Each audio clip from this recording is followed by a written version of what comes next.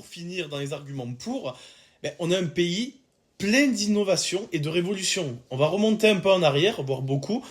La France a été pionnière du cinéma. On parle là des frères Lumière, justement, mais aussi de nombreuses inventions, comme par exemple le métro en 1900, la carte à puce, le TGV, le Minitel, qui était à l'époque, c'était les prémices d'Internet. Et on va remonter encore plus loin, le vaccin contre la rage. Donc ce qui fait que quand même, on n'est pas rien en France. Et on devrait être fiers. Voilà. On est un pays plein d'innovation. On a notre culture.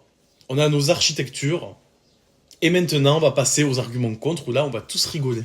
Alors maintenant, qu'est-ce qui fait que la France est un pays vraiment nul? Déjà, pour commencer, premièrement, un système éducatif à la traîne. L'éducation nationale, d'ailleurs, qui est souvent critiquée pour son manque d'adaptation.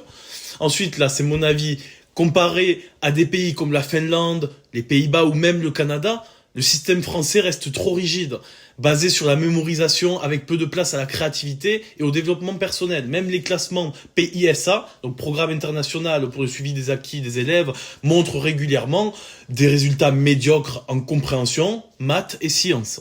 C'est une généralité, bien sûr, on n'est pas tous comme ça. Je suis nul en maths, perso. Mais bon. Le deuxième point, il m'a mis hors de moi, j'ai dû refaire 50 fois la prise. Donc deuxième point, des priorités judiciaires incompréhensibles. Écoutez bien, c'est très important. Des affaires choquantes révèlent que des pédophiles récidivistes sont relâchés rapidement, parfois après seulement quelques mois de détention, et certaines reviennent agresser leurs victimes.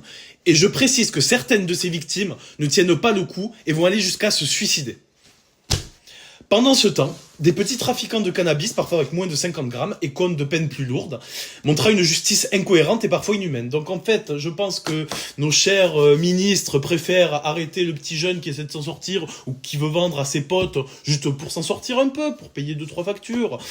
Et non, ils préfèrent relâcher des pédophiles. Donc en fait, ta fille te fait violer par un pédophile de 50-60 ans. Voilà. Bravo, hein.